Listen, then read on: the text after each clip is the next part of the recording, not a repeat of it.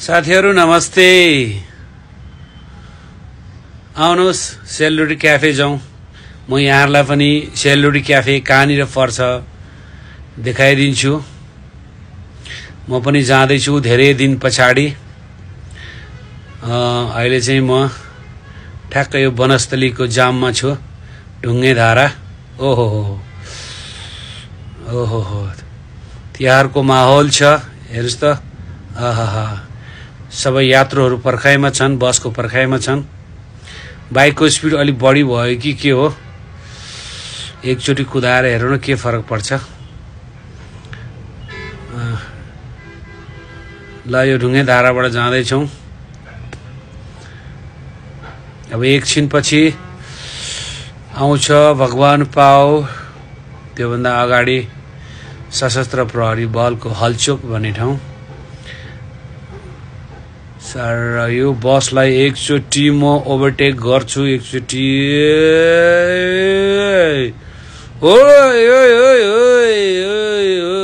Bat खतरै भयो त। ल ल यसले स्पिड चाहिँ नकुदाऊ है। ल कुदाइदे।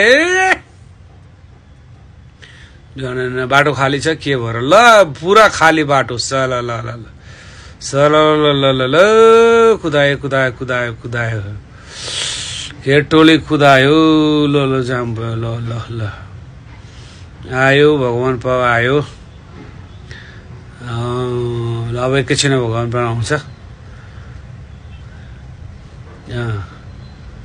यो सेलरोटी क्याफे जाने बाटो चाहिँ वनस्थली ढुङ्गे धाराबाट यो भवन पाओ भयो। अब यहाँबाट म लेफ्ट साइड जान्छु। तपाईहरु त्यो वनस्थली बाटो लेफ्ट साइडबाट भवन पाउतिर गए पनि हुन्छ। यो चाहिँ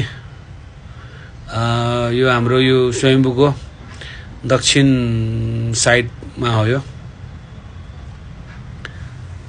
कुदाइ बढी भयो क्या?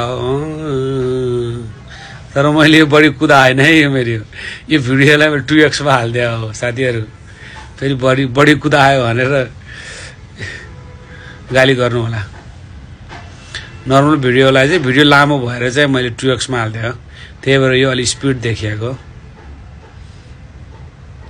अब एकैछिनमा आइहाल्छ सेलरोटी क्याफे जहाँ ओइ ओइ ओइ ओइ ओइ झन् हान्दिको।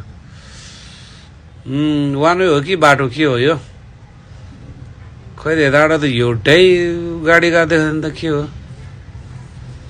ल तै पनि ठिकै छ। आजकल अलि होलै छ। ट्राफिकहरू पनि हुँदैन। ल आइपुग्यो सेलरोटी। अब यो हो ल ठ्याक्कै। ल यही हो सेलरोटी क्याफे।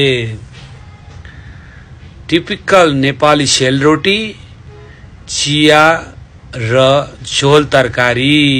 सेल यो चाहिँ सेलरोटी बनाउने ठाउँ है उहाँहरुको। भ्याइ नभ्याइ छ उहाँहरुलाई। ल तपाईहरु पनि सेलरोटी खान आउनु होला।